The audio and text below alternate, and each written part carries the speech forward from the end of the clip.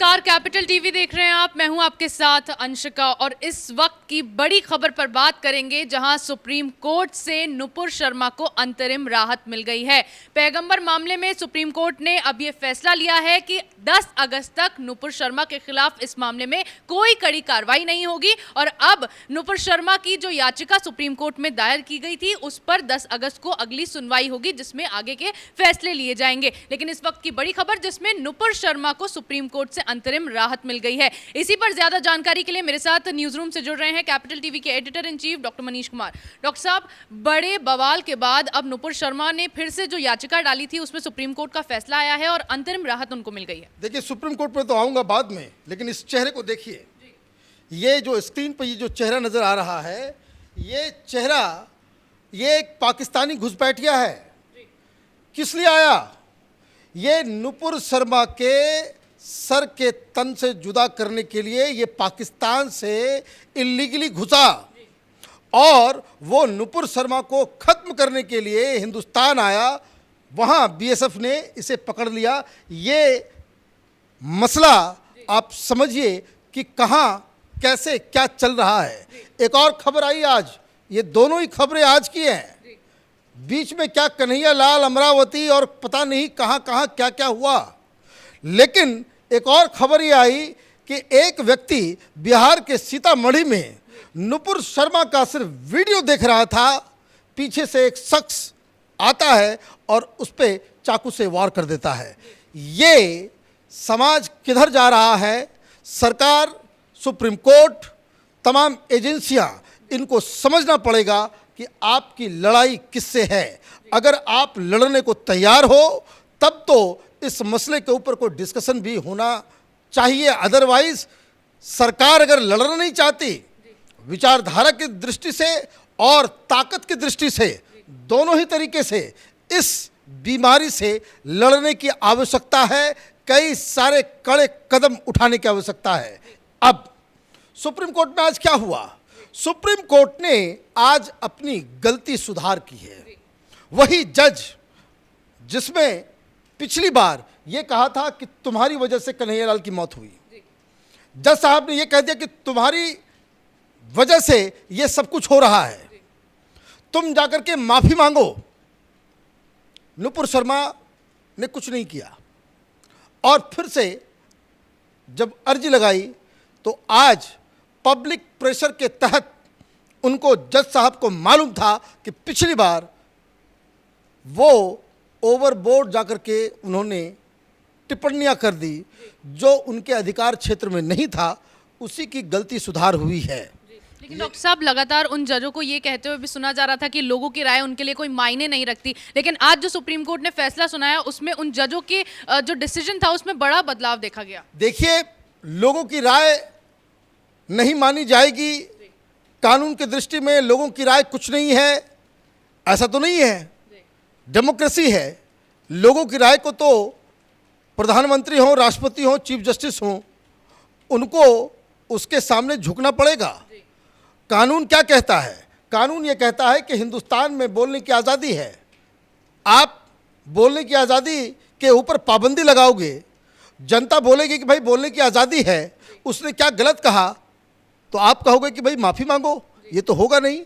तो आज वही जज, वही सब कुछ, वही कोर्ट, वही सुप्रीम कोर्ट, और आज फैसला ये आया कि देश भर में कोई भी एफआईआर कहीं हो रहा है, 10 जुलाई तक कोई कार्रवाई नहीं होगी। 10 अगस्त तक कोई कार्रवाई नहीं होगी। और ये 10 अगस्त तक का जो रिलीफ है, ये एक सही दिशा में जाने वाला रिलीफ है। इसके बाद आगे सुनवाई होगी। सुनवाई में क्या होगा? सुनवाई में फिर वही बहस होगी, भाई किसने क्या कहा, क्यों कहा, नहीं कहा। सिंपल सी बात है, इन्होंने सुप्रीम कोर्ट में यह अर्जी लगाई कि हमारे खिलाफ जो देश भर में अलग अलग जगहों पे जो याचिका डाली जा रही है, एफआईआर दर्ज कराया जा रहा है और तमाम सरकारें गिरफ्तार करने की मांग कर रही है, तो ये मेरा अधिकार है। संविधान मुझे ये अधिकार देता है कि एक ही तरह के केस में आप 10 जगह अगर केसेस होते हैं, एफआईआर दर्ज होते हैं, उसको क्लब करके एक जगह उस पर चीज़ होना चाहिए। ये हिंदुस्तान का कौन सा कानून है कि जो एक जुर्म के लिए 10 बार सजा देगा, 10 जगह इन्वेस्टिगेशन होगा? ये तो पॉसिबल है नहीं। अब सरकार इसमें इंटरवीन करे। सुप्रीम कोर्ट ने कहा है कि भाई हम 10 अगस्त को इसको हम सुनने वाले हैं, तब तक कोई गिरफ्तारी नहीं होगी।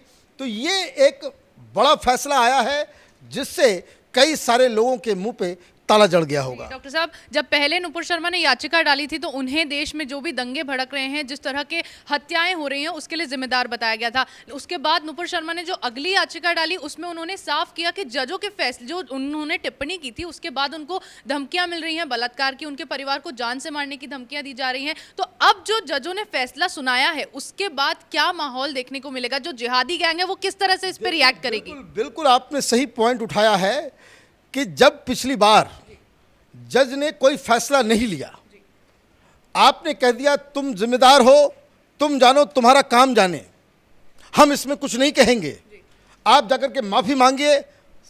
हत्या जिहादी गैंग कर रहा और जज साहब ने दोष जो है नुपुर शर्मा के ऊपर मढ़ दिया। अब इसका क्या इस्तेमाल हो रहा था? इस्तेमाल यूं हो रहा था कि उस घटना के बाद भी कई सारे जगहों पे इस तरह की घटनाएं आई कि जहां धमकी दी जा रही, माफ़ी मंगवाया जा रहा, मारपीट हो रहा। तो ये जो घटनाएं घटी उसके बाद ये दलील बन गया। इन जजेस ने जो बातें सुनवाई के दौरान कही थी वो अपने आप में एक दलील बन गया कि कोई पूछ रहा है कि भाई आपने, कि भाई बिहार के अंदर में इस तरह का पीएफआई का एक मॉड्यूल निकला, उसकी गिरफ्तारी हो रही है, आप कहते हो कि भाई नुपुर शर्मा को गिरफ्तार क्यों नहीं कर रहे हो? किसी और ने मर्डर कर दिया, लोग बोल रहे हैं कि भाई नुपुर शर्मा की गिरफ्तारी क्यों नहीं हो रही है? अरे भाई, मर्डर करना, कन्हैया लाल को मारने वाले लोगों का जुर्म और नुपुर शर्मा का जुर्म एक हो गया। ये किस तरह की बातचीत है? तो डॉक्टर साहब, इस तरह के लोगों पे क्या कड़ा एक्शन नहीं लिया जाना चाहिए? क्योंकि बिहार में हमने देखा पुलिस को 1 महीने पहले से जानकारी थी, फिर पुलिस ने कोई एक्शन नहीं लिया। उदयपुर में भी ऐसा ही कुछ हुआ, पहले से वीडियो वायरल हो रहे थे लेकिन फिर भी पुलिस चुप रही। देखिए, जब डॉक्टर किसी मर्ज का इलाज करता है तो सबसे पहली चीज़ है कि उस मर्ज को वो समझे, सही डायग्नोसिस करे और उसके बाद सही उसका इलाज करे। बीमारी क्या है? बीमारी एक कट्टर विचारधारा है।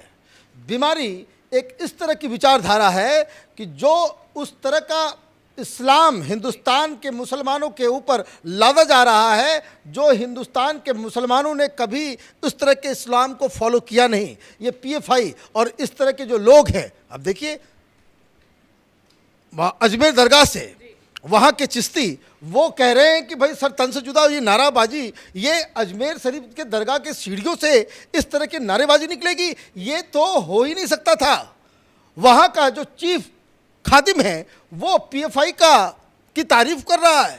भाई पीएफआई वहाबिज्म लेकर के आ रहा है, वो सलाफी लेकर के आ रहा है, वो उसके इस्लाम का पूरा उसका टोन एंड टेम्पर ही अलग है। हिंदुस्तान के मुसलमान इस तरह की चीज़ें, इस तरह की बातें पहले नहीं करते थे। ये एक कट्टरपंथी विचारधारा हिंदुस्तान के अंदर इंटर कर रहा है।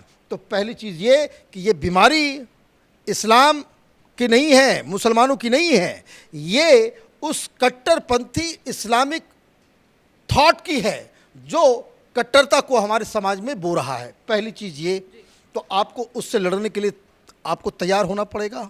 दूसरी चीज़ ये कि आप ताकत के बल पे, चूंकि ये वायलेंस कर रहे हैं, ये सड़कों पे उतर जा रहे हैं, तो आपको ताकत का भी इस्तेमाल करना होगा।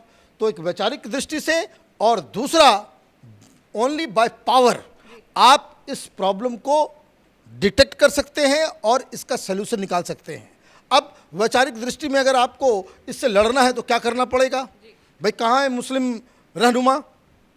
आप ताली बजाएंगे, इस तरह की बातें कोई मुस्लिम लीडर ने अभी तक इस चीज़ को गलत नहीं कहा कि जो लोग सरतन से जुदा की मांग कर रहे हैं।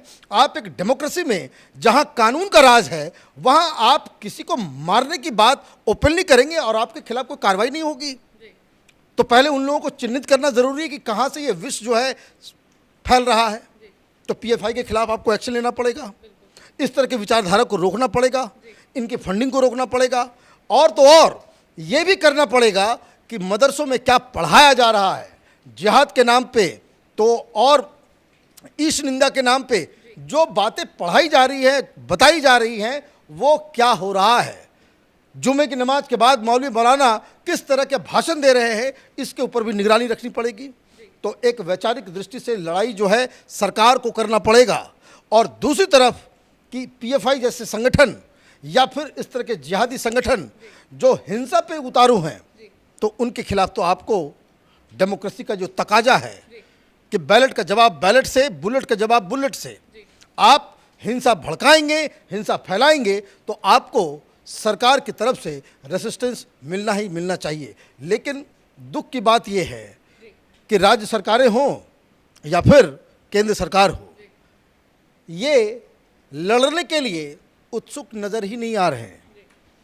पूरे के पूरे देश को अपनी सुरक्षा के लिए उनको अपने हिसाब से छोड़ दिया गया है। अदरवाइज नुपुर शर्मा के खिलाफ इस तरह से नारेबाजी पूरे देश भर में हो जाए और किसी को अब तक कोई सज़ा नहीं, सब कुछ इसी में चल रहा है, तो ये एक दिक्कत की बात है।